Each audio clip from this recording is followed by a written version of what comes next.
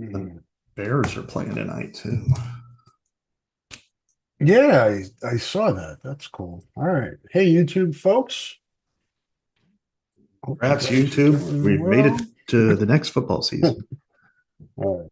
Tweet. Got my picture on the tweet for some reason. All right. Record. Hello there, and welcome to the Hawkeye Hotspot podcast here on Hawk Fanatic. It is Thursday, August the 1st, 2024. We've made it to August, meandering towards the end of summer here. This is the Hawkeye Hotspot podcast. As I mentioned, I am Rob Howe. That is Scott Docterman from The Athletic. It's about 9:20 a.m. We were conversing a little bit before we started recording. That's why there's a late start. We say 9 o'clock, but if we start at 9 o'clock, you know something's wrong because we're never on time. So um, Scott's got his punting his winning shirt on. The Bears preseason game tonight on Thursday, August the 1st. Football's here, Scott. It's long time coming. I enjoy my summers. I know you do, but it's about this time of year where I really start to get that feeling again. Once I turn the corner from Big Ten Media Days, I'm there. It's kind of beforehand. It's kind of like, I want to soak up as much summer as possible, even though summers have been busier the last 4 or 5 years than they used to be. But now here we are, tonight's the Hall of Fame game, and then the Hall of Fame ceremonies this weekend in Canton, Ohio. And we got practice started yesterday for the colleges, and next week we've got media day and kids day, and then we go into paranoia season, which is, oh my God, I heard something may have happened, and yep. Is somebody hurt? Hey, we've heard somebody got hurt in camp. Yeah, the stories start trickling out now. Yeah, and that's always frustrating, especially when, like my colleague in Wisconsin, Jesse Temple, every practice is open, at Wisconsin. And of course, they're doing it at Platteville, which is where the Bears used to train back under Ditka and stuff. And so he has to travel there, but still, it's like, you actually get to see things where we're playing the guessing game, talking to people under the table, and that gets frustrating because it's all based on hearsay. Yeah, it's interesting to go through and compare the access that different media get across the Big Ten. It varies quite a bit, and it's usually based on obviously the head coach and his personality, but a lot of times it can be we need more attention.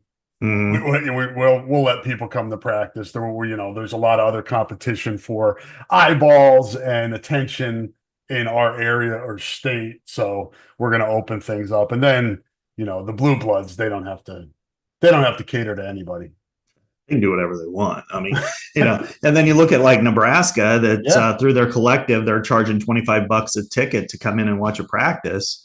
And there's certain rules they're able to kind of get through and everything. So that's going to present a lot of money for their collective and this week. And so I don't know, man, it's a new world, but the collective life will be changing as of next year. But we've got one more year of it, and it's kind of a pivotal year for a lot of teams, because this winter Iowa is going to be hitting it pretty hard, I think. Yeah, and we won't spend a lot of time in this. I encourage people to go listen on this podcast feed to yesterday's Hawk Fanatic flagship podcast on KCJJ. Brad Heinrich of the Swarm was on there giving an update on how things are going into the season for the collective. And they're losing members. They're down to 2,700 members. And according to what Brad said, and I'll read Pat Hardy's tweet. Pat Hardy owns this podcast, this feed, and he is on with KCJJ. For those that don't know, that's the flagship podcast for this podcast feed. But basically, trying to stay optimistic. But he still pointed out the Caden Proctor thing as people freaking out about that. He's tried to set the record straight, but there was that initial push that Caden stole a bunch of money from Iowa, and it seems like that's kind of hung on for a lot of people, and it's discouraged them from contributing to the Swarm, and it's too bad.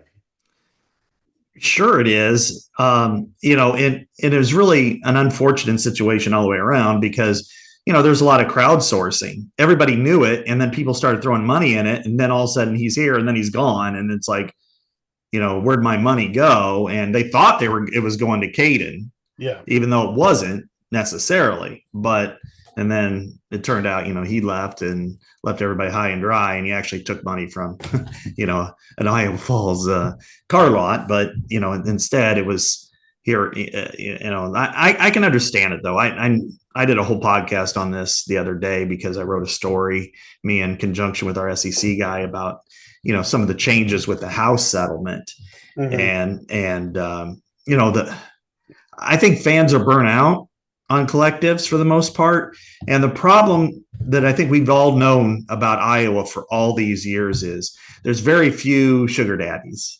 There's not that big, or a couple of big alums that will walk in and drop 7 figures. There's no T-Boone walking through that door anytime soon. No, there's nothing like that. You're not going to get that. You're not going to, there's some that, are heavy contributors, of course, but not to that level.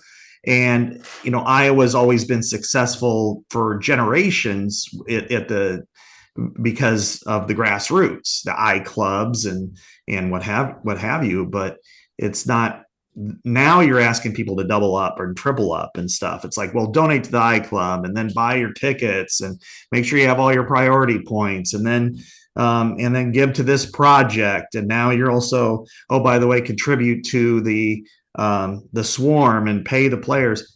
I don't think, for Iowa, I don't think all the changes can't come soon enough. If you could do it now, it would be perfect. But instead you have to wait a year. But this year is really pivotal. I mean, last year was too. Every year is. But this year, when you look at the roster, and I know we'll go over it a little bit, Rob, for football, I mean, the departures are going to be significant. I mean, you're talking about a giant share of your defense and your offense. And you're going to some of that's going to be organic. You can't just go out and buy everybody, but you're going to have to find I'd say 5 to 8 replacements probably through the portal. That's pretty expensive. And if they can't do that, then in an 18-team league, you're going from being right now considered a potential playoff contender to you might be looking at Music City Bowl territory next year if you're in a good, because all the teams you've been beaten by 3 points, they're going to come back and beat you by 10. Yeah, I mean, I think there's a lot of gray area here, Scott. I think you made some great points, and we've talked about this before, is, thinking about it like a pie, and the pie is the same as it was in terms of finances from the public, right? The public is there. If anything, after COVID, people are a little bit more, and what's going on politically in the country, and people are more protective and careful with their money. And you still have the university athletic department, as you said, the I Club, donations for seats, all that stuff that the university is still trying to get theirs. And now you're asking for more money from the fans. You want that money for the athletic department, and then you want people to give more in addition to buying tickets and merchandise and all that other stuff. It's too much for the fans. And we've talked about, eventually it looks like this is going to, it'll eventually be under the university umbrella, and they'll take care of all that. There won't be any more collectives, or they won't have the influence that they do now. They could be smaller NIL things, but just not the structure that it is now. But like you said, what do you do for the next year? Because you got to work within this system. Mm-hmm. One more year of it, and you can do. So what do you do here if you're Iowa? You have to. Brad is telling people we're losing memberships, we're losing money. You're going the wrong direction. If you need to reload this offseason, this past offseason, Iowa compensated its returning players, but it's different when you're going out there and you're having to compete against other schools. You may need a little bit more money and juice to draw people in. And that's something that's got to be on everybody's mind going into this fall. Well, let's look at quarterback, for instance. Yeah. Cade McNamara is going into his last year, period. What if Tim Lester and Kirk looks at Brandon Sullivan and Marco, how do we pronounce it so I don't screw it up and get I think it's Linnaeus. Linnaeus. I think it's Lie instead of Lay. Linnaeus. Okay. Linnaeus or Linnaeus. Okay. Marco. Oh, yeah, right. What if they look at him and say, you know what, these just aren't our guys. I mean, we're not going to win games with these guys. We're going to have to go out and get somebody. Well, which is what they did when they got Cade. And if you don't find anybody, or if you don't have any money, good luck with that. I mean, because quarterbacks, I mean, this is the most fascinating development of all to me in the whole collective era, is that quarterbacks realize that they can make their marketability is by far at their highest in college than in pros. I mean, you got your Caleb Williams and Drake May and all that, but if you got your Sam Hartmans of the world who are just be a journeyman because you might be a very low round draft pick at best, or a priority free agent who's a camp arm, or you can just bounce around and make 6, even 7 figures, going from college to college. Look at Dylan Gabriel. I mean, you do all of this, you make a lot of money. You're going to have to ante up for that. And now maybe Brendan Sullivan is the guy. Maybe he isn't. I don't know. We'll find out. But to that extent, if you got to go out and get somebody, be prepared to write 7 figures. Just be prepared for that. Mm-hmm. And then, oh, by the way, you're losing what?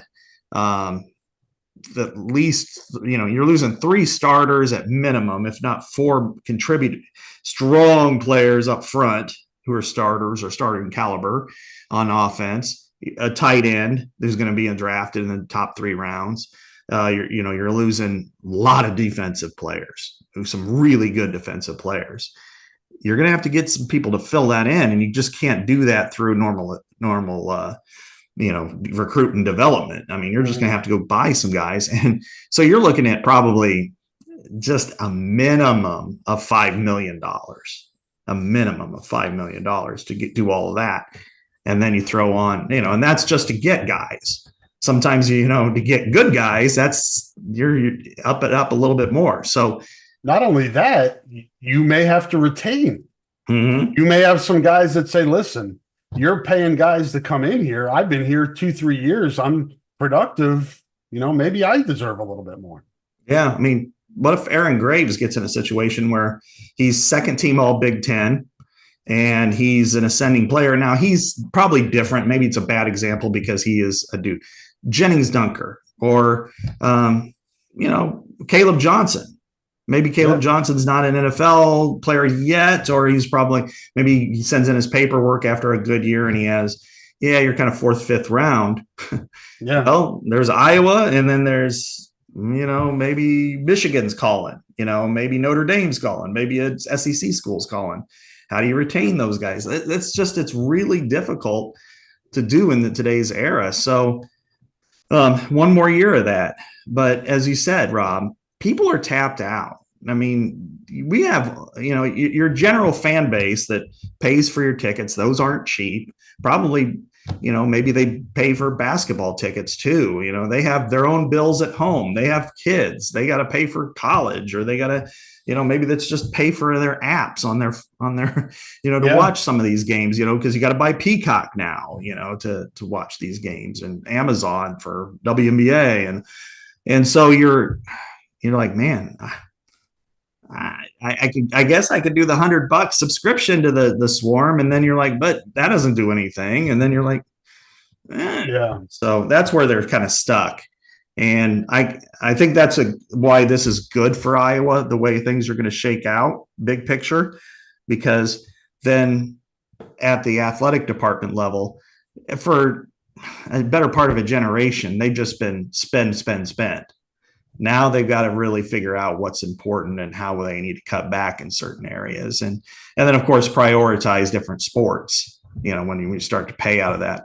It's just the still, to me, the biggest lingering question is, how do you split the money? If it's 22 million, which is roughly is now, how do you split that between male and female? Is it going to be based on marketability, or is it going to be based on male female student ratio? Which in that case, it could be pretty challenging for Iowa to. Then your collective has to exist for your football team.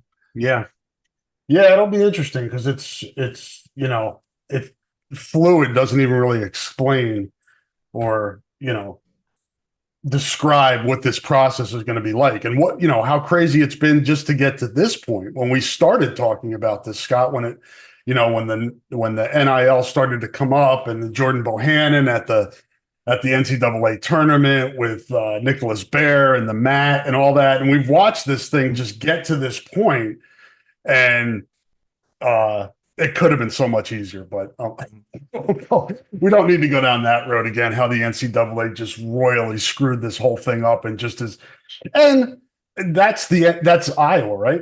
Iowa, the member schools are the NCAA, so they have nobody else to blame but themselves to get into this situation. It looks like we're coming out of the weeds, Scott, but you just never know. There's another whole year for goofy shit to happen. True. Yeah, you never know. And now I will say that the settlement is settled things down. That yes. People have a direction now. They have an idea of what's going to happen there. And one of the things, I talked to Tony Petiti and wrote about this, and then earlier this week, did another story just on the House settlement and the scholarship situation and what have you. But the thing that they're impressing upon their members, at least at the Big Ten level, is once this is all settled, it's up to you how you want to spend your money and how you want to divide up the scholarships. We're not going to hold your hand. We're not going to tell you what to do. It's not going to be like it was before. So if, regardless of whether it's marketability or on ratio, it's going to be more about how Iowa wants to divide it. And let's say, the scholarship part of it is really pivotal, because now with football, you can go up to 105 scholarships. A lot of schools won't do that, and Iowa may not either. They'll have 105 players, but they might just say, we're going to add 10 more scholarships and turn them into partials, because you can do that now. That used to not be an equivalency. Now it is. And then kind of still pluck the walk-ons that they used to, and then now they get a little bit more of a stipend, and maybe it's like, hey, you've got a kid that's walking on from the Quad Cities, and you got Ryan Fitzgerald from Pat's kid from the Chicagoland area. Well, we're going to give him the tuition so he doesn't have to pay out of state, and then we give the books and the other stuff to, you could still do all that. And then you look at other scholarships. Baseball is going to be the biggest question mark in my eyes. Are you really going to go from 11-7 to 34? Yeah, I don't think that's going to be the case, but SEC schools will. And then you're going to have to flip it over to the other side, women's. I mean, if you add even 10 scholarships for men's football, you got to figure out how to add 10, 11 more scholarships for women's sports. And some schools like Iowa wrestling go from 9.9 to 30. How are you going to do that? And are you going to do that? I think they're going to have an increase for sure, because it's Iowa. Nebraska women's volleyball, Minnesota men's hockey. Those are important sports to those schools and those fan bases. But other sports may just be like, sorry, we're not gonna give you this. You're gonna have to figure it out. And that sucks, because it's kind of Darwinism, but that's the way it works. And that's what schools are going to have to do. You just can't. Now it's been kind of, for the better part of everything, socialism, that here's your number and everybody gets the same number and everybody works with it. Now you're going to have to deal with other factors that it doesn't really, it's more about capitalism, and make sure football has what it needs, make sure the basketballs have what they need, Iowa wrestling, everything else. We're just going to have to start figuring it out along the way. And that could hurt somebody. I think the sport that, to me, I'm most concerned about is baseball. Because if everybody else goes to 22 scholarships and Iowa's goes from 11-7 to 14, it's going to be really hard to compete, and not just compete in the Big Ten, but compete. They don't just envision the Big Ten. Rick doesn't envision just competing in the Big Ten. Rick envisions getting into Omaha. And that's going to be really difficult right now in this environment because the SEC and ACC schools are going to load up. And it's because baseball's probably the second most popular sport for those leagues. You know who else is good at baseball? The Pac-12 schools that are coming into the Big Ten. Yeah. And they'll invest in it too. I mean, you talk about USC, UCLA, even and Oregon now has just been good in everything. But I mean, those are programs that UCLA and USC for baseball that just have incredible traditions, and they'll probably invest in that. And you look at Iowa baseball, I'm with you. You look at, it looked like things were heading in the right direction. They had a fund drive to improve facilities. Now that's fallen through and not going to have. So not only if, like Scott said, if you go to 11-7 to 14 and you're behind in what you can give the players, then you're telling them to come to a place that's got shitty facilities too. Mm-hmm. I mean, how do you survive like that? You're just surviving. Yeah. And is that worth it? And that's something that we'll have to, I think, a lot of us, when we talk about Rick Heller, appreciate the fact that he's one of the best coaches on campus. You've seen what he took, what he does annually with. He does more with less. Yeah. I mean, you could put him, and I think we do this just about every spring, not this one, but in previous ones.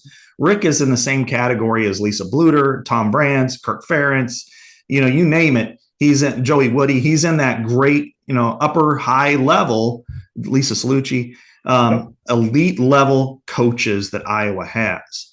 But you're asking him perpetually now, especially being in a men's sport, because you got to be careful with how you do things to do more and more and more with less.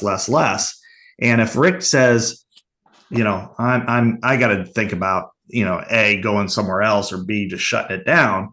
And he'd get a job in a heartbeat. No, yeah. I mean, the next opening at it's hard to say at a top SEC team, but one that's in the mid pack that wants to get better, they know what they'd have.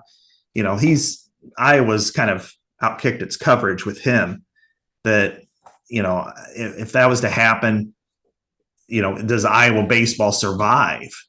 Does it? Because if you're last in the Big Ten, if you're Beth, if you're do you start to go, is this worth it?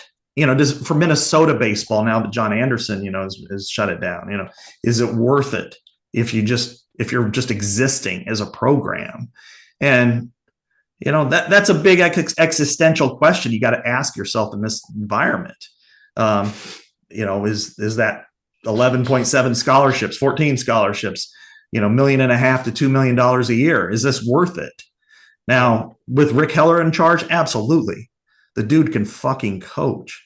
But with somebody else, and you're not getting in the Big Ten tournament, and you're, nobody's showing up to games, and, then it's like, are you just, hemorrhaging money? It's not and it certainly isn't putting anything on Beth, because that's really good. And she, and talking to Rick, he truly respects her because she really cares. But there's just a lot of different things that come into this scenario. Yeah, and with baseball, it's a different animal than some of the other sports too, because of the geographical limitations you have with northern baseball compared to southern and warm weather baseball. So you're already behind the 8 ball going in. And now if you're falling behind the competition in other areas, it just makes survival and success. Like Scott said, you can survive. You can just roll a program out there and whatever.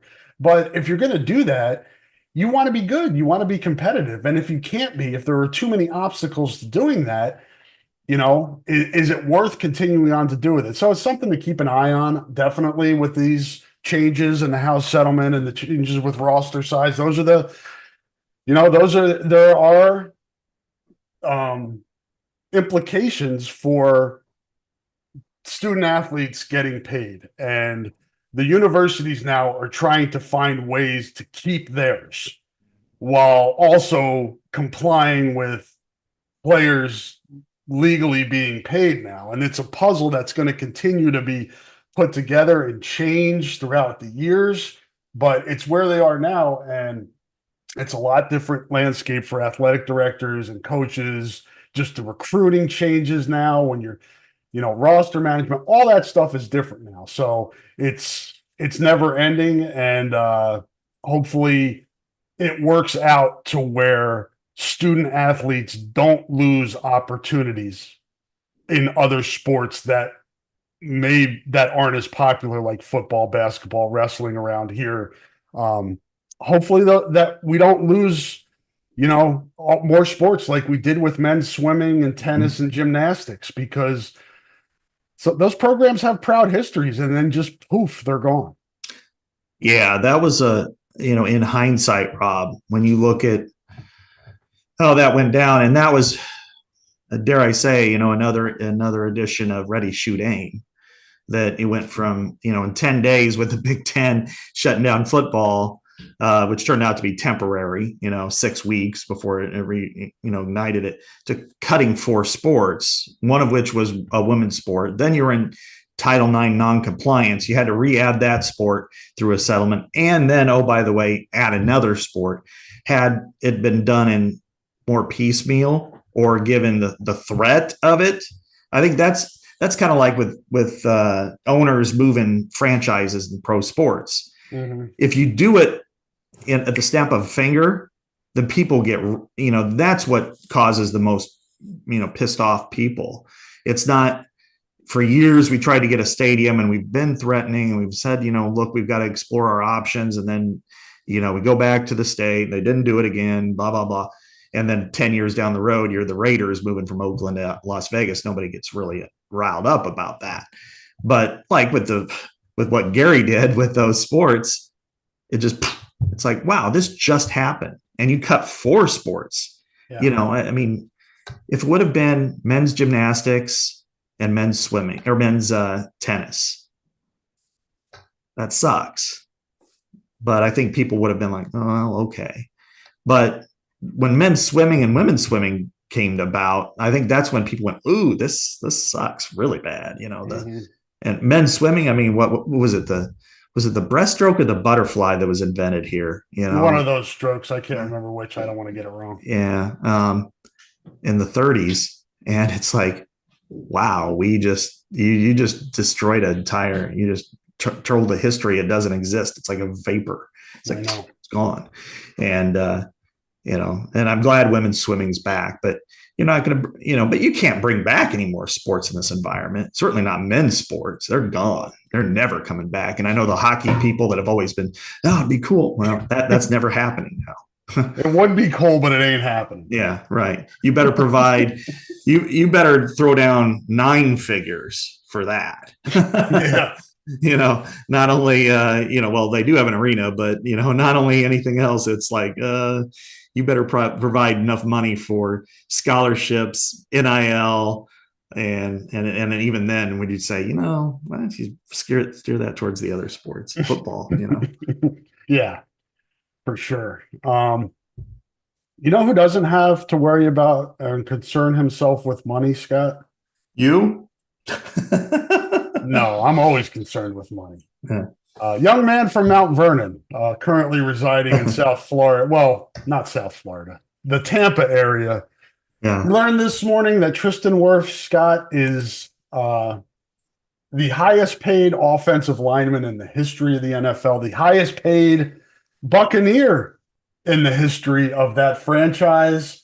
And I know I've told the story a ton of times, taking my kids up to Mount Vernon when he was a sophomore in Iowa, offered, and first time talking to him and just impressed with how mature he was even at that age, and just kind of how he had his head,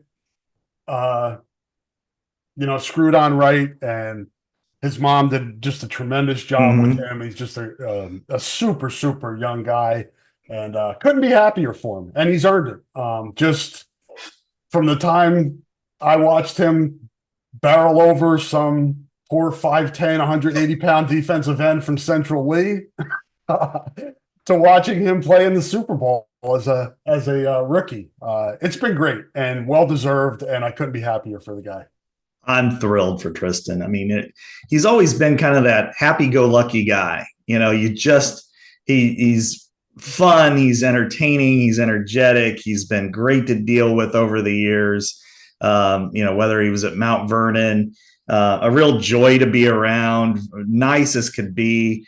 Always was told he had to get meaner, in college and stuff because, his whole life he was just always like, twice the weight and 4 or 5 inches on every single kid in his friend group. And then when they were playing in some sport, it was always like, don't hurt him. He always had to watch himself, and here he is. But Could you imagine him in baseball coming in to break up a double play if you're like taking the throw as a shortstop? Yeah. Him or like Linderbaum barreling in the second base. Those guys played baseball. I know they did. I know everybody talks about the wrestling, and that's great. There's video of it, but just in my mind, thinking of those two guys playing baseball makes me smile.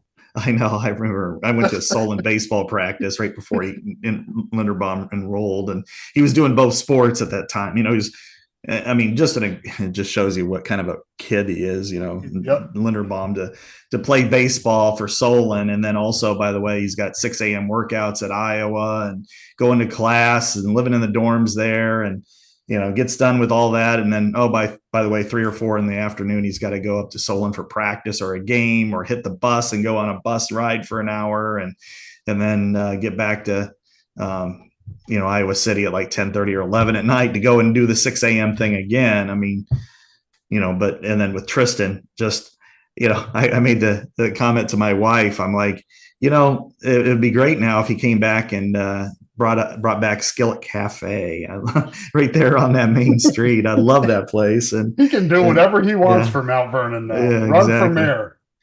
Oh shit! Yeah, that'd be great, wouldn't it? Come back and throw a big party. Just hey, here we go. We're gonna have a Mount Vernon, the Jones County Fair, and then have his own little fair or something up there. But I saw a cool video yesterday of Baker Mayfield being interviewed, talking about his friendship with Tristan, and their families both had kids roughly around the same time, so their dads at the same time for the first time, and it's kind of cool. It was cool listening to that. I encourage people. It's on Twitter. I forget what outlet interviewed Baker Mayfield. It may have been like a local Tampa station, or maybe it was the Tampa Buccaneers media, whatever. But it's cool, and it just kind of gives you more insight of what his teammates think of him. And there's no drawback to securing the future of your offensive line with a guy like to me, this is just a no-brainer. You don't have to worry about off the field stuff. Good guy and just a kick-ass player.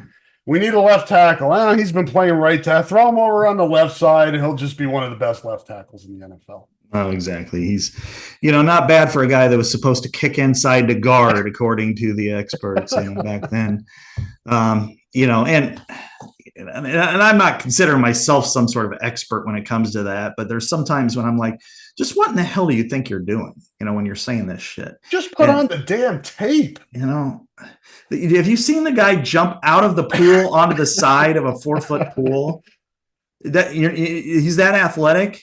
Give him a chance to play tackle first before you kick him inside. It's not, Sheriff, you kind of knew, body type and, made sense. But Tristan, give him a shot. If it doesn't work, you can always move him inside.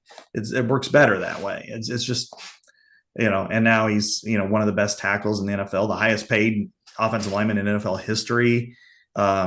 Really, again, just a thrill because he was just a great young man. He was so much fun to be around. And it's, in high school, just, all right, I'm going to go out for wrestling. He really doesn't know how. And then all of a sudden he wins a state title. And then, some of the stuff he did in track and, baseball, he played baseball and he and AJ could have helped Iowa track. Oh yeah. Had they had that.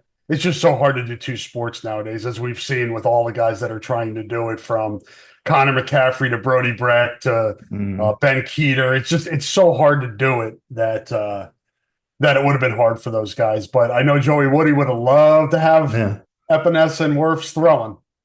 And I think when you're talking about elite level players, it makes it even more difficult, and again, AJ got paid in the offseason, not Tristan money, but he got paid. Yeah. Ben Keeter is going to try to get to be an Olympian in 4 years, and you have Brody Brecht, who was that sandwich round pick, this year for the Colorado Rockies in between the first and second, and so when you're that level of an athlete, you've got to go with what is going to make you money, what's going to do the best. And I think that's why they had to do that. And now, not to say that if you're Brody and you were just a pitcher, you're just a player, but even then you kind of decide. So I don't know, but even so, it's great to see. You'd like to see good people get rewarded in life, and certainly Sarah Wirfs was an angel. I mean, to raise him on her own, and his younger sister on their own,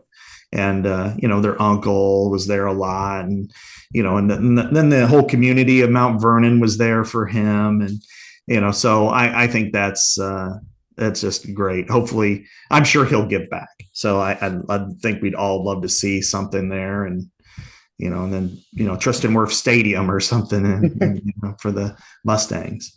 Yeah, no doubt. Stand up Mount Vernon and WAMAC conference and the state of Iowa. Another of your favorite sons has made it in the big time, and well deserved for Tristan Wirfs. Probably a good time for us to take a break. We're about a half hour or so in. Support for the podcast comes from Systems Unlimited, celebrating 50 years of providing services to people living with disabilities and mental health needs throughout East Central Iowa. A list of their services and upcoming events can be found at sui.org. That is sui.org. Thank you to Systems Unlimited for the support of the podcast, and much more importantly, the outstanding work it's done in our community for over half a century. We're going to hear from a few more of our sponsors now, and Scott and I will be back on the other side. Hang tight.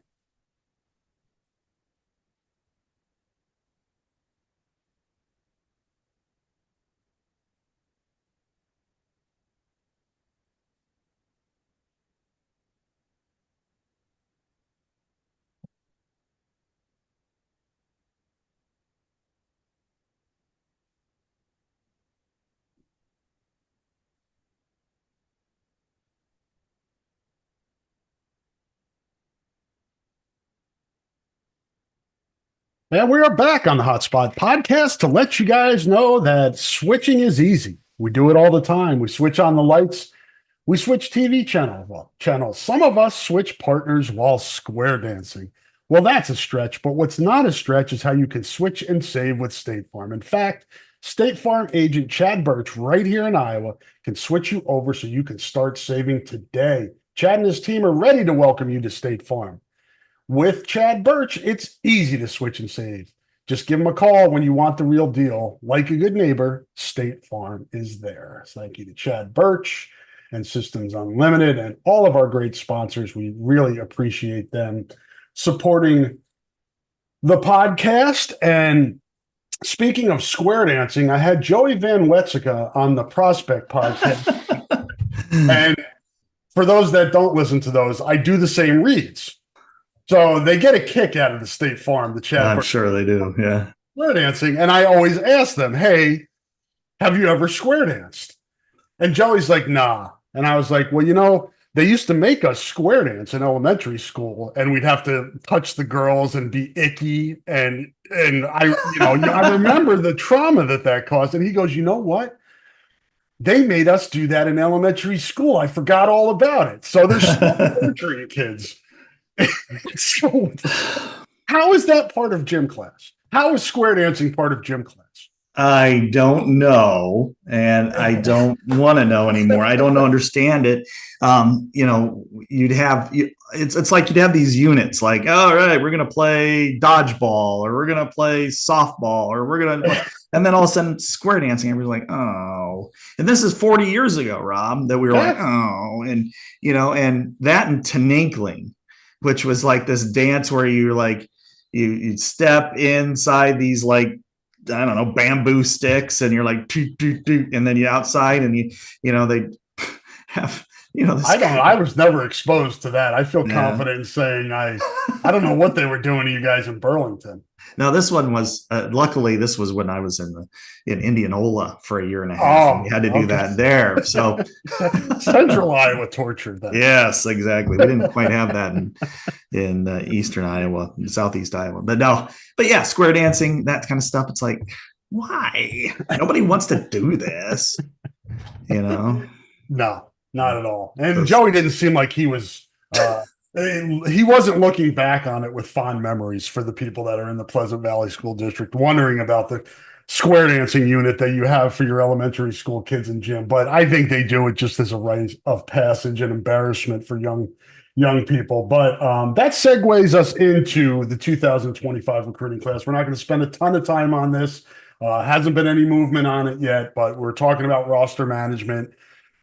Recruiting classes are going to be smaller than you're used to. The old days when they were in the 20s, don't expect to see those like 25, 24, things like that. Those days are mostly gone, I think, for most schools, especially the Power Five. But a couple more guys, 13 guys in the class so far, Scott. Good class, address needs. But two big ones hanging out there that I think really can change the complexion of this class. And Terrence Smith, the receiver from Aurora, Illinois, and Yosei Epinesa. We just talked about AJ, his youngest brother, from Edwards, Illinois. So a couple of Edwardsville, Illinois. A couple of Illinois high-end kids that not only build your class and address positions of need, Yosei more just being a really, really good player at a position where you've done pretty well anyway.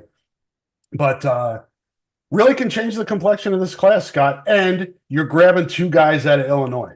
mm-hmm. They've been really good in that area, especially the Chicagoland area the last few years. They've been in Iowa's weight class, the cruiserweight division of college football. They've been as good or better than anybody. They've dominated their former rivals in recruiting in that part of the world, and Wisconsin, Michigan State, Northwestern, and Illinois that have really battled. They've done well. They've won those matchups that they needed to win. These are two others. One, Terrence Smith, it's between the Gophers right now and the Hawkeyes, and you want to win that one. And for obvious reasons, one, because he's a good player, a great prospect. He might be a little raw, but you want to have that player. And two, keep him away from them because you're going to be playing against them for several years. And then on Iose, you've just got to, he's a legacy, and there's a lot there. And the longer he kind of takes this, the more you wonder how, what the thought process is. Is this something where, maybe this is wishful thinking, but you're hoping that if he goes through, say, a week from Saturday, he decides to show up at Kids Day and that would be a celebration for the Hawkeye family. But, but maybe, that's wishful thinking at this point because you just don't know. So, that's a big deal. And as you said, with recruiting in the future, there's a lot of uncertainty, now that it's a 105, you can do that, but will they do that? And that's, again, what's going to be their philosophy with walk-ons versus three stars that are just kind of, it's between Iowa and Iowa State or Iowa and Minnesota or something for some kid in Northwest Iowa. What are they going to do there? Because I've always kind of equated recruiting when you're getting in those 3-star ranges at small towns. It's kind of like a 5th round draft pick. And then the walk-ons are more like priority free agents. And sometimes you just don't know. There's not a whole lot of difference between them. And, but I think they'll still try to be developmental because I just don't think you can do anything else at Iowa and be successful in the long term. No, I think the model, at least as we see it today, and we've talked about, is, you still have to be a developmental program, and the core, the foundation of your program still, I think, at Iowa needs to be, high school prospects, or, if you get a kid after a year or two at a smaller college that you can still take and develop, or somebody from Iowa Western or somebody like that. But your foundation still needs to be high school kids, and then you supplement around needs through the transfer portal. I think that's the blueprint for Iowa, but I'm not drawing it up. If I was to go through the entire roster, even this year, or pick one randomly from 2021 or 17 or something like that, it's not hard to find, whether it's walk-ons and, of course, scholarship guys, the top 100 to 105. That's not hard to find, because even if they have 120, 125 kids on their roster, shaving off 15 to 20 kids, you kind of know. I mean, it's like, this guy actually suit up? Did he actually play? Never played a snap, and it wasn't even good enough to get on the practice team, and they're just a guy that wanted to try to walk on and was able to. And those are the players that are probably going to be most dinged out of this, because they have a list of their priority walk-ons they do every year. Like 105 has been the camp limit, right? Yeah, for camp that they just started yesterday. Yeah, it's one. I think it went up to 110. But is it 110? But yeah, it was 105 for a long time. So there were guys that they didn't have at camp that joined after classes started already. Exactly. Yeah, exactly. So those are the guys, again, that they wanted to be Hawkeyes that nobody else really saw. That a lot of times that they're just there, and what, probably 2/3 of them aren't there after a year or two anyway, because you just kind of cycle them out. And so I guess I don't see that big of a difference here. But I know this is digressing from everything here, but it's just, your Quinn Schultes of the world, your Jake Gervasses, I mean, the guys that you actually want to be on your team, I think they still get those. It's just going to be those, the guys that desperately want to be there, and you're just like, okay, well, here's a shot, but you're not coming to practice till after school starts, and may not even have a locker, or if you do, it's going to be out in the corner. Those are the players that probably should be going to D3s anyway. Yeah, and there are kids from that group that do emerge at times, but overall, it's usually guys that are just taking their shot. Like, I gotta do this. I've got to take my shot at Iowa, to know that, to say that I did. It didn't work out. Now I'm wherever, right, at a smaller school, and there's nothing wrong with that. No, nothing at all. And you're right. It's like they know which group, if they're going to emerge as a walk-on, they know which group that they're from. Mm-hmm. It's like, if you divide like, they're at like 125. I haven't counted, but they're like 125 right now. You got your 85 scholarship guys, or 87 in this case. Then you've got like half of them are that group that that the Van Wet, Rusty Van Wetzing, the Jalen Thompson, West, some of the defensive linemen, that are competing for playing time. Gaffney?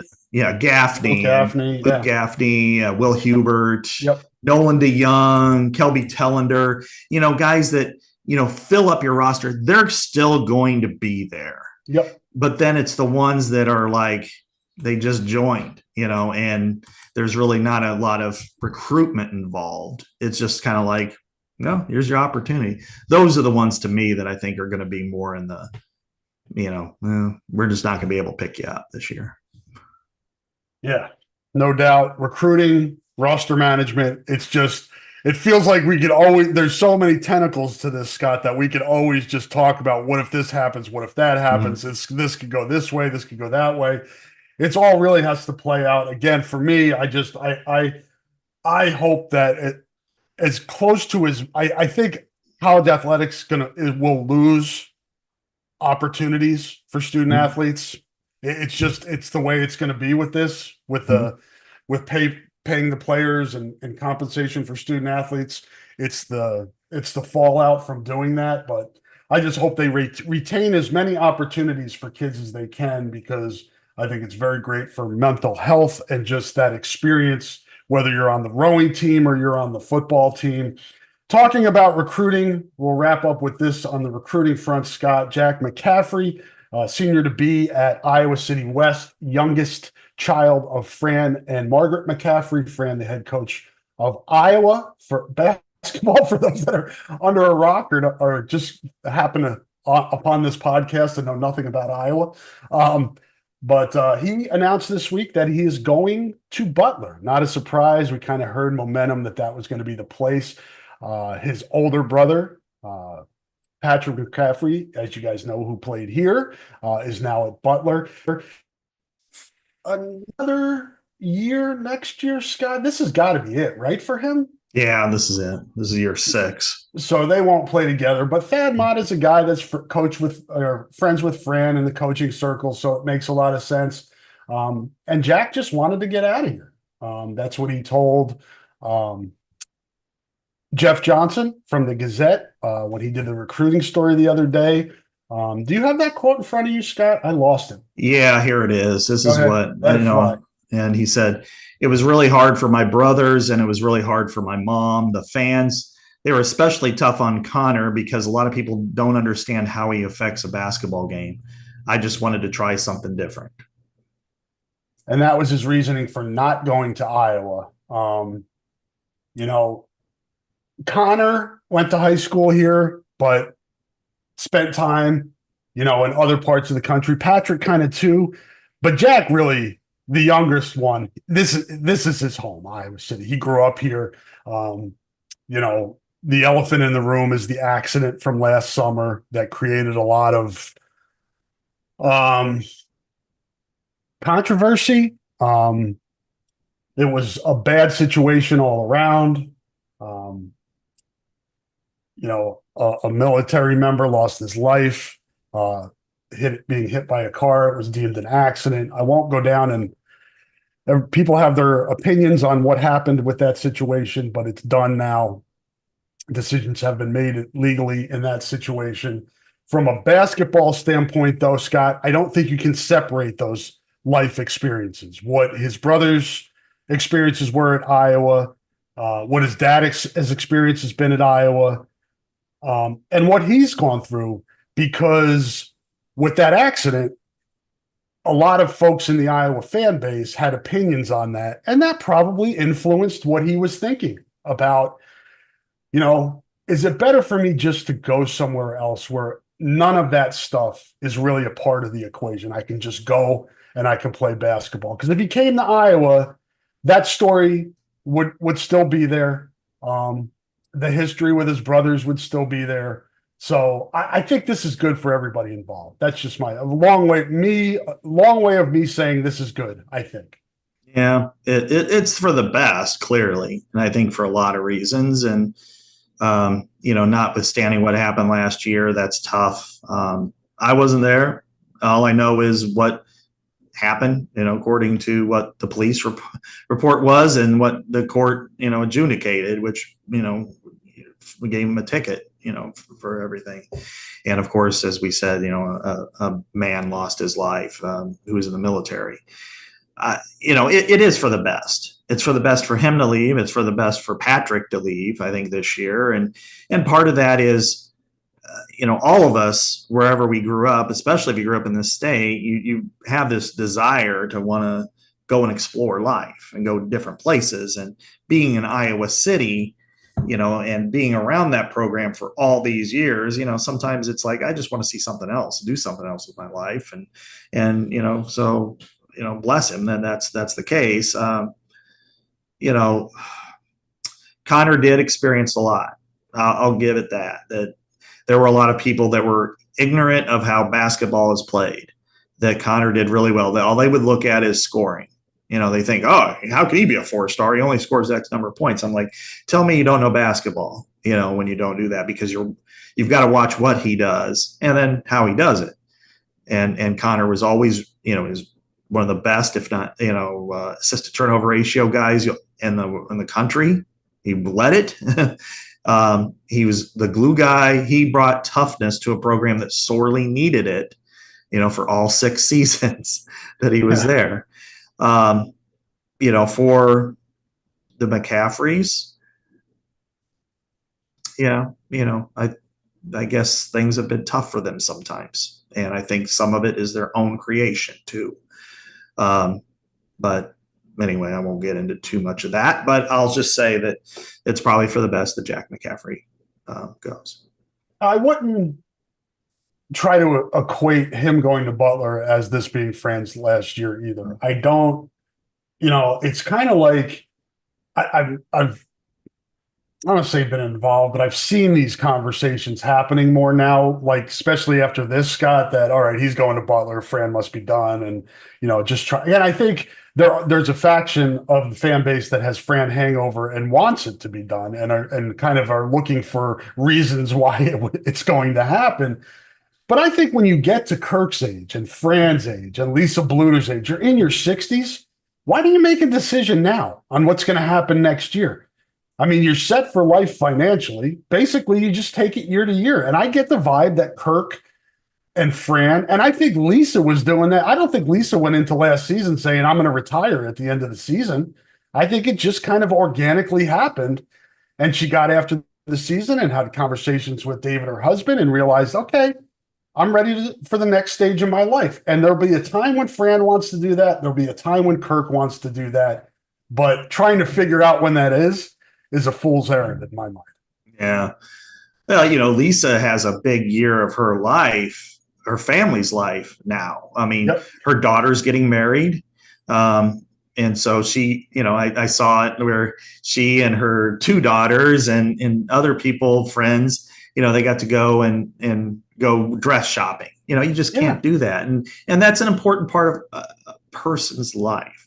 Her son, her youngest child, is a senior at Grinnell College playing basketball. She gets a chance to go watch him play. She never really did before, and so that's, you start to weigh, how much does family matter? I mean, it always matters. It's always a high amount, but those moments that you can't replace, how do you do that?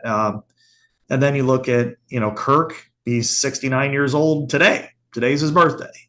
And, but he's in great shape.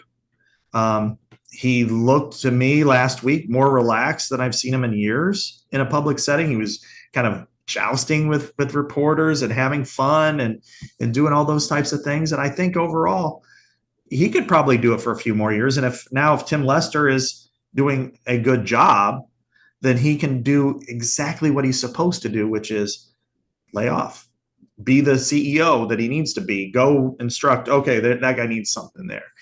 And he'll be fine. Fran is more complicated to me because he still has, one son that's playing, his last year at college. His youngest child is also in college or will be in college next year playing basketball. How much does he want to see?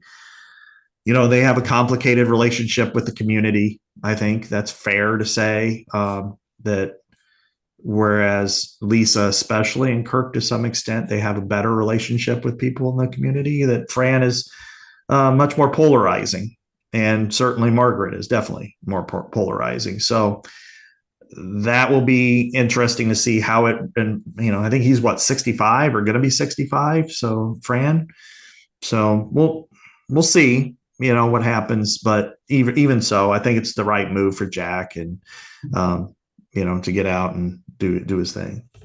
Yeah. And like you said, it's, what we're talking about here is things change, right? We could get to next spring and Fran's like, I really want to watch Jack play at Butler and I'm not going to have a chance if I'm the coach.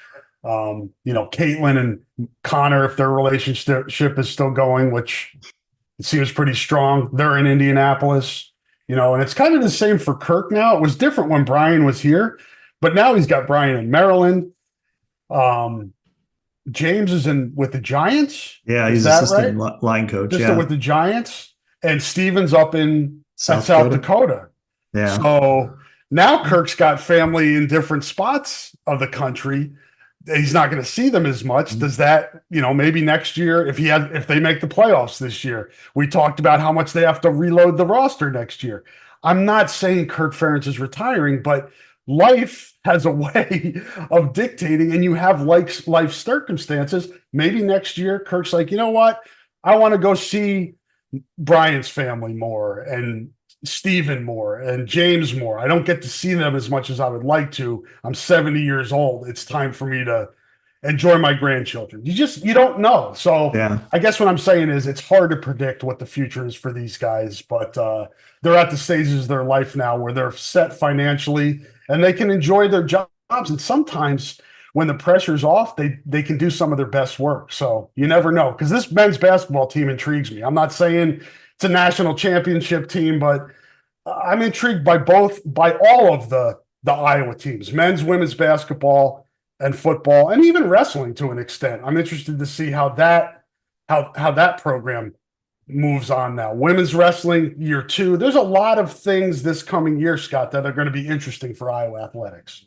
No question. There's a lot. And this will be Beth's first full year as AD. Yep. And she hit it out of the fucking park her first year as interim / full time. And, what does she do in year 2? And obviously it all comes down to, we know what she did with women's basketball was as good as it gets. You can't orchestrate a situation the way she did and make it work the way she did. If she's going to, but what's going to come down the pipe is both men's basketball and football at some point, and how she handles that will be her legacy. That said, what happens with football, what happens in men's basketball, we don't know, but I think that they're both very much capable of having successful seasons. And, and in Kirk's case, one of his kids still lives here, Joan, and with Tyler, and then his other daughter lives in Des Moines. She's the one that decided not to go in the football family, but she's as nice as they come, Kelly. But and the funny thing is, and this is what's neat, is like when he was over in West Des Moines speaking in a nightclub, what he was doing was afterwards I talked to him a little bit. And he's just going to go over to her house and stay the night. So, he loves all 5 of his kids, with as equally as he can. So you never know what this will turn out. And I don't think Brian will be at Maryland for the long haul. I think this is kind of a stopgap for him. And at some point, there's a good chance he ends up somewhere else in the country, though, because I'm sure he's probably networking now to get back to being an on-field coach. I'm sure that's what he wants to do. And it very well could be at Maryland being the offensive line coach or something like that, or an NFL job or whatever. I mean, James, it was like James, it came out so quickly for him. That was what was really fascinating, was he retired and he was kind of moving back to Iowa just to figure out what's next. And then all of a sudden it's like, Kirk told me, he's like, Dad, the New York Giants just called to see if I wanted to be in a offensive line coach. He's like, oh, you might want to call him back. And then boom, just that quickly. So, I mean, we know how good they are as line coaches. So, and offensive line probably has a lot of storylines going into this year too, Rob.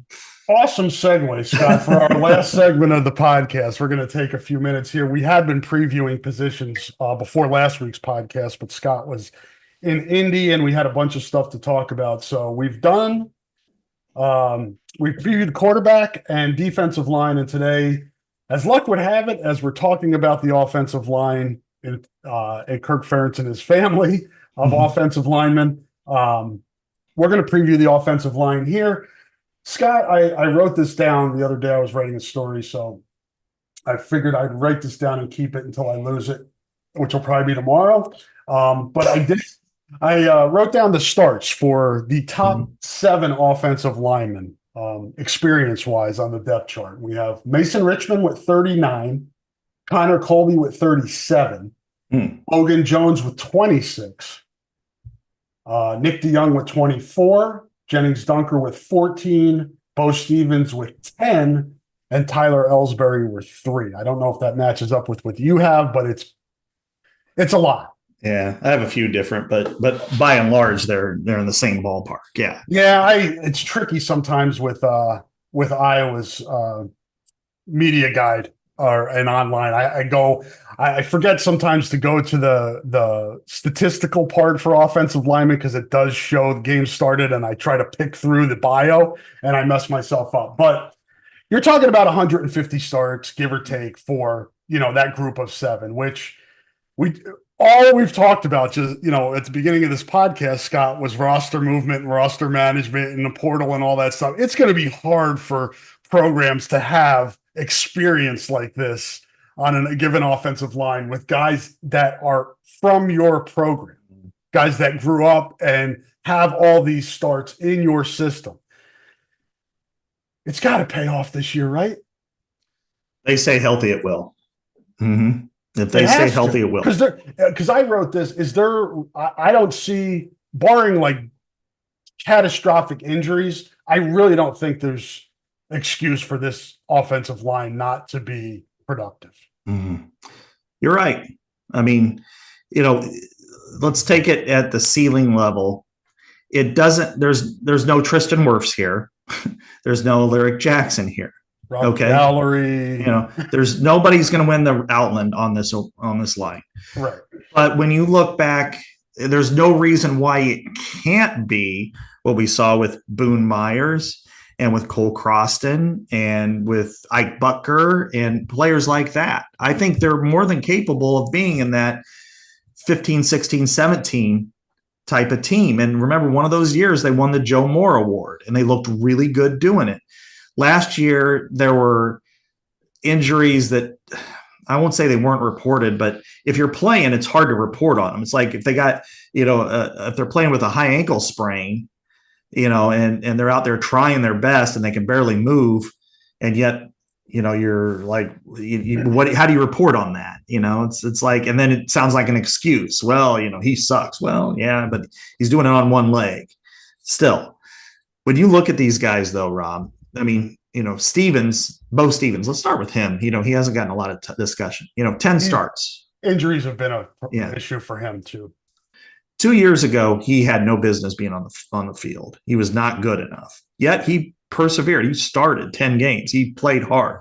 Last year, he was hurt almost the entire season. I don't even know if he played very much of it all. Now he's penciled in as a starter at guard. He looks, this is the year where players tend to separate themselves and go from being guys who are kind of abused in practice and in the games to taking that next step. He looks like he could take that next step. Logan Jones has all the attributes you want at that position. Last year, he had issues health-wise. And I will say this, the scheme did not help this offensive line either because their outside zone was non-existent because everybody knew how to get there and Iowa couldn't cut block. So they're just running there, not worried about getting their legs taken out from underneath them. And you have to provide a counter, which is motion, which is what they're doing this year. So you provide that, it's an evener. And so when I look at Logan Jones, Mason Richmond, a lot of injuries last year. Connor Colby should be entering his prime. This is his fourth year. First 2 years, he really had no business starting, but he did. Nick DeYoung, he's your super backup. He could probably play 4 positions for you if needed. And then, Tyler Ellsbury, I thought played pretty well when he stepped in at center last year. I did too. And then they kind of like some of the younger guys coming along. Cade Pieper, I think it's Pieper, right? Trevor Lauk, Jack Dotzler. They feel like they're making progress in the right way. Those are the guys we're talking about, right? When we talk about development in the program, those are the types of guys that you look at this offensive line and say, what's next? Yeah. Those are the guys you need to be next. Then if you need to grab a guy from the portal to supplement, great. But that needs to be your foundation. Exactly. And, what we saw, Rob, was just this canyon for so many exits and attrition and injuries from about, the 20 year where they blocked like machines to the next year and beyond when you had, Cody Entz, rest his soul, was a guy that was an NFL caliber lineman and got hurt and couldn't compete. Mark Kallenberger retired a year early. David Davidkoff was a guy that they absolutely believed was going to be their left tackle for 2 to 3, 4 years. Yeah, there were a lot of programs around the country that felt like he could be their left tackle. Exactly. I talked to his coach at New Trier or whatever, and he was like, it was, Michigan, Ohio State, and Iowa. And he picked Iowa. He thought Iowa was the best spot for it. It just didn't work out. And so when you start to take all those stories and you've got Mason Richmond, who's probably an NFL guard, playing left tackle for 4 years. Connor Colby playing as a true freshman with 10 starts, then moving outside and not quite grasping it and playing a little bit better. But, Jennings Dunker. Raw, very raw. Exactly. And probably a guard. Yeah. And, I mean, you're playing essentially this unit to me looks like 4 guards and a center. Yeah. Yep. But you can make it work too. Yep. But with all this experience, you hope health maintains, change of offensive philosophy that should help the offensive line. I look at it, Rob, as this is the year where we're probably going to see them in like the 2016 mold if they're healthy, which is Boone Myers, Sean Welsh, Cole Croston, somebody, those kind of guys who played really well. And, there's no James Daniels, but, I'd also say Logan Jones physically has the chance to be in that category too.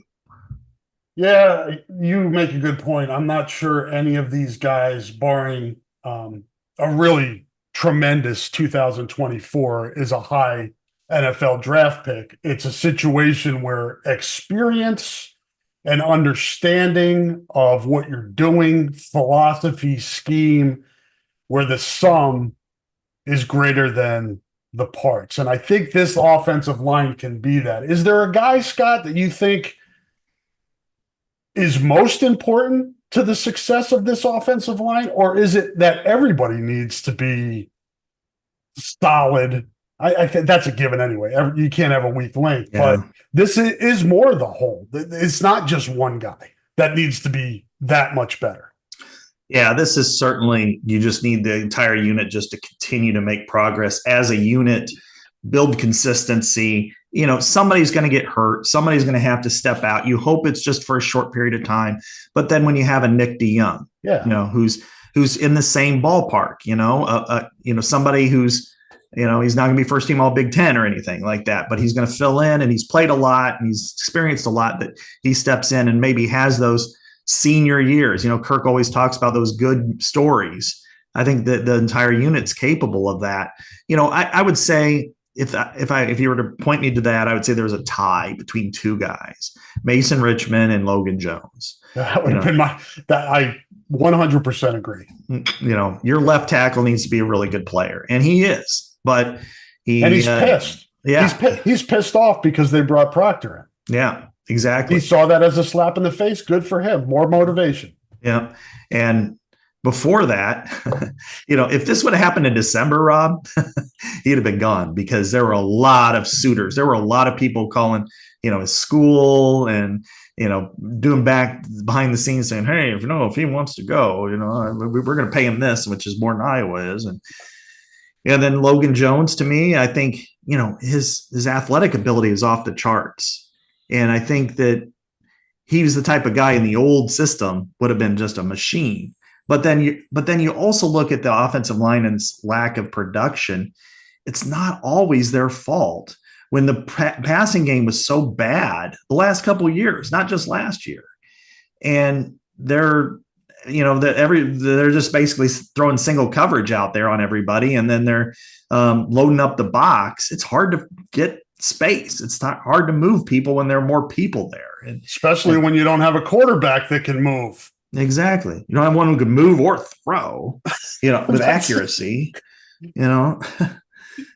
So here we are. We're just, I think as the other pieces around it improve, if the passing game becomes more accurate, you're moving the ball down the field. If they hit 60% of their passes, they loosen it up where there's not 8 or even 9 people in the box close to the line of scrimmage, and there's 7. And then you can kind of maneuver a little bit, and then your motion takes over, and then you see where the play is going, and there's some hesitancy. Then Logan Jones can get to this, get a scoop block and shoot out to the linebacker, and boom, there it is. Then you've created that opening. That I see a lot of those chances this year. I think this is a good running back room. I think this is a good offensive line that's capable of displacing the line of scrimmage because of the systemic changes. Good blocking tight ends as well, which feeds into it. I think there's a potential for the receiver group to be pretty good at blocking too, if they buy into it, which they have to if they want to get on the field. Yeah. But yeah, I mean, it's kind of like, you talk about a quarterback getting into a rhythm, or a running back getting a few carries into them and getting into a rhythm. there just hasn't been a rhythm for this offensive line, Scott. And it'd be nice to just see them put in a position where they can succeed with some motion, some short passes to kind of get a rhythm going, get a drive going, get a rhythm going. I think that's overlooked a lot of times with offensive line, getting in a rhythm, getting that chemistry, getting that continuity. And I think this group, if it can get some of that, especially early in the season, can build on that and can be really good by the end of the year. Yeah. You want to build some consistency, because consistency builds confidence. Yep. This unit hasn't had that a lot, again, since 2020, where they averaged 4.6 yards per carry. Tyler Goodson was running the ball well.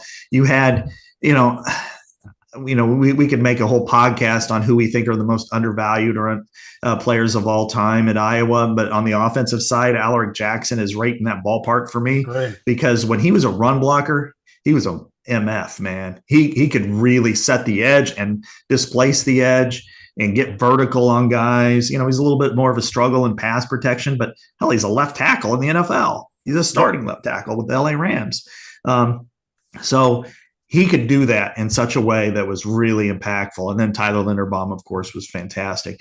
That line that they had then it did exactly what you wanted it to do. And that's the last time it was. Again, the recruiting whiffs in 18 and 19, the issues with injuries, like I said, Justin Britt and who I think would have been a multi-year starter if he was healthy, and Cody Ince, who, was really on his way to doing that and becoming, an NFL caliber lineman. I thought David Davidoff, just guys like that weren't able to succeed or weren't able to compete.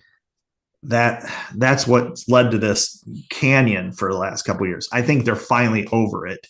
And now it's a matter of putting it all together. And, there's going to be lack of success probably in week 2 against Iowa State. It's going to be a grind. They're a pretty good defense. They're a good team.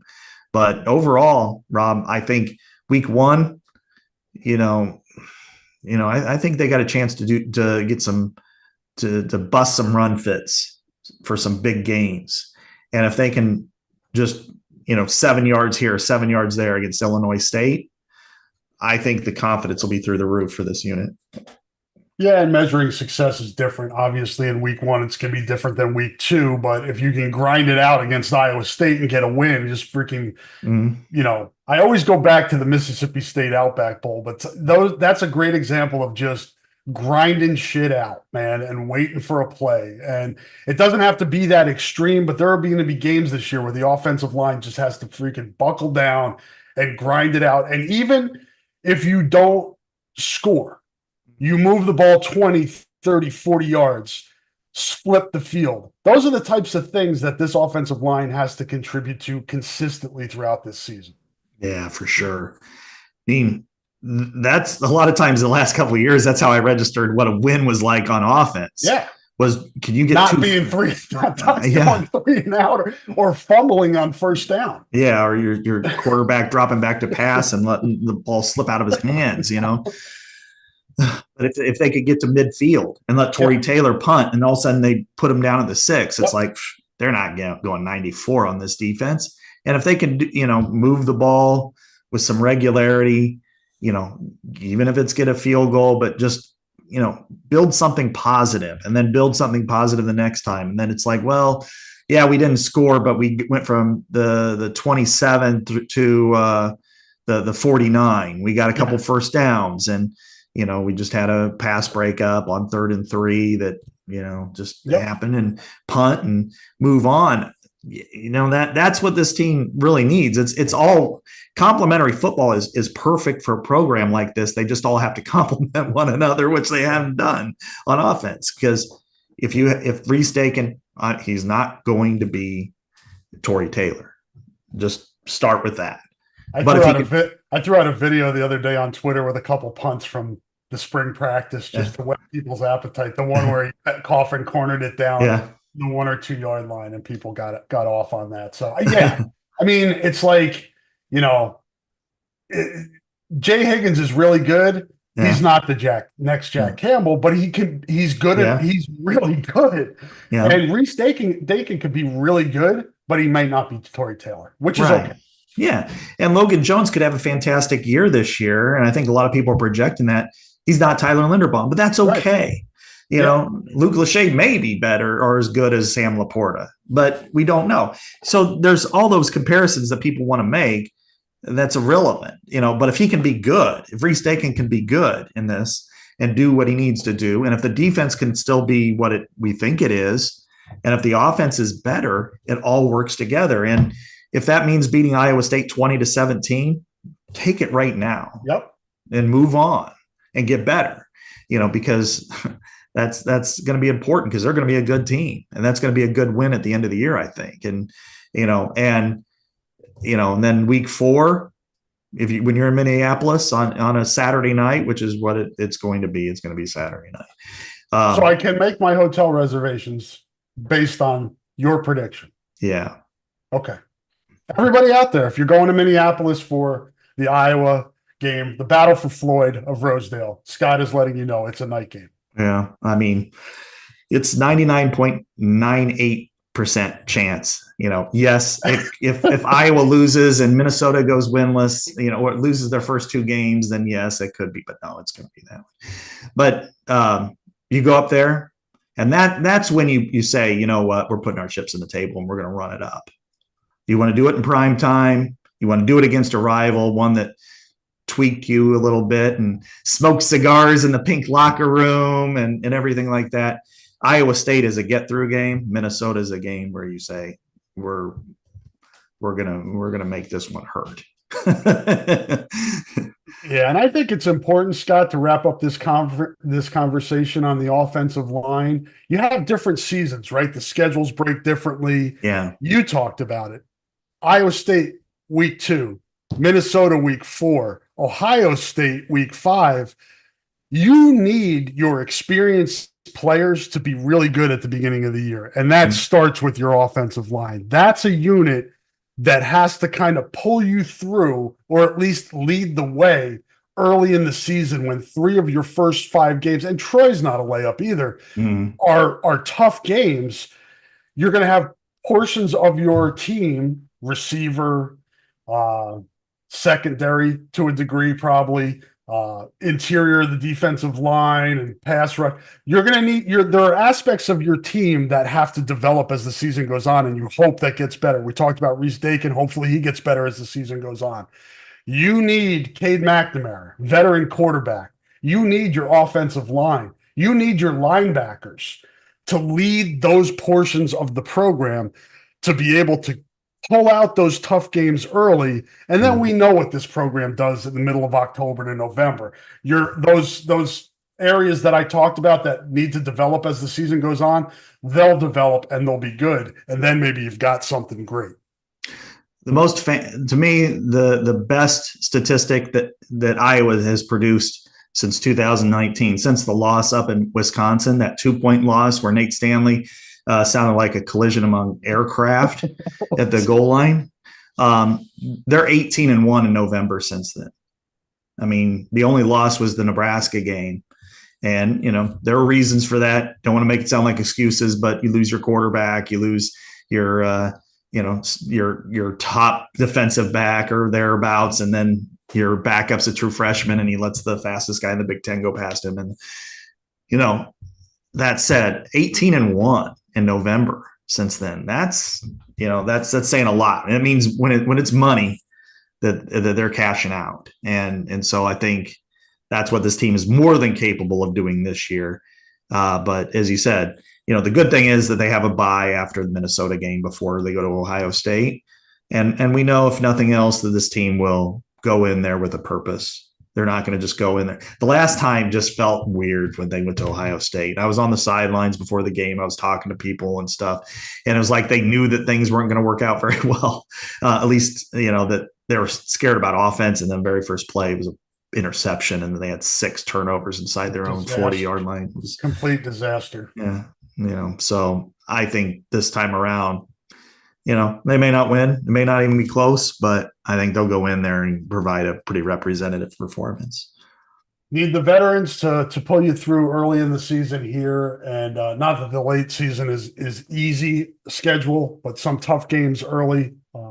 in the season, you're going to need the veterans like the offensive line to help pull through that and set you up for a big November. So next week, we have Media Day next Friday, and a week from this Saturday, August the 10th, is Kids Day. So check that out on HawkeyeSports.com. All your details on what you want to, the schedule and everything laid out for Kids Day. So check that out. Scott and I will be back next week before Media Day to talk some more. We'll figure out a position to preview and more to talk about. But what you got coming? For those that don't know, Scott has diversified his his occupation, so to speak. He's covering more national football, so you'll see a lot more national macro college football stories beyond Iowa from him. But he has written some Iowa content this week. What do you got on the Athletic, Scott? Yeah, I just wrote about kind of the 5 position groups that really need to make progress this month, and offensive line was at or near the top of the list, along with quarterback and receiver, and I put punter on there, and I also put backup defensive line. I think those are the core five that they need to make really some strides in this month. But I've also written about the House case and the scholarship situation, not only affecting which we talked about earlier in this podcast, but affecting football and everything else. Me and a colleague, actually 2 colleagues, we kind of combined on it and what it means at different levels. And so next week I'm also writing about UCLA, because tomorrow 4 newcomers come to the Big Ten officially, UCLA, USC, Washington, Oregon. And I'm writing about UCLA because I think they've been overlooked, but there's a lot there, and financially they've got a lot of growth they need to make, and significant. And so so I'm doing next week I'll do Media Day. I'll go to the Kids Day practice. I'll still write Iowa from time to time and everything. I'm still planning to go to the games, or at least a lot of them early, and then after that, then I'll we'll see what happens. I mean, if they're 6-1, 7-1, I'll be like, I never left. if they're 3-4 and they lost to Iowa State and Minnesota and Ohio State by 50, and then it might be I might be heading to a different school for a little while. Let's hope for the best. Yeah. And we'll have Scott around. Hawkeyes win. Scott is around. Win-win for everybody, and win-win for the Hawkeye Hotspot podcast, which will be back next week. Regular time Thursday, unless it changes. Always keep an eye on my Twitter X feed and Scott's Twitter X feed. We'll give you an idea if something's going to change. But normally we're 9 o'clock on Thursday mornings.